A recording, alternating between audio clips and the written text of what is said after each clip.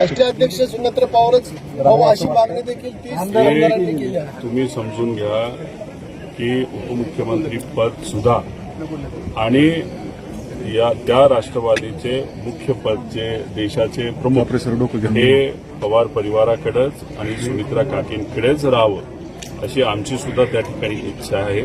फक्त या गोष्टी आम्हाला या दुःखद काळामध्ये बोलता येत नाही एवढंच त्यातलं त्या ठिकाणी फरक. आणि लोकप्रतिनिधी हे आमदार असतात. आमदार लोकांच्या आशीर्वादाने मतातून त्या ठिकाणी निवडून येत असतात. त्यांनी ती इच्छा त्यांच्या पक्षामध्ये व्यक्त केली असेल तर 30 हा आकडा मेजॉरिटीचा आकडा आहे. त्याच्याचबरोबर त्यांचे जे सर्व पदाधिकारी आहेत जे मला कळालेलं आहे ज्याच्यात विविध सेलचे अध्यक्ष असतील त्यांनी सुद्धा सुमित्रा काकींचंच नाव पुढे केलं असेल. त्यामुळे कुणी किती काय प्रयत्न केले तरी आमदारांचं म्हणणं, परिवाराचं म्हणणं, पदाधिकाऱ्यांचं म्हणणं आणि लोकांचं, महाराष्ट्रात तमाम लोकांचं म्हणणं हे कुणीही डावलणार नाही. त्यामुळे आम्हाला सुद्धा वाटतंय की काकीच तिथं त्या पक्षातले प्रमुख राहतील.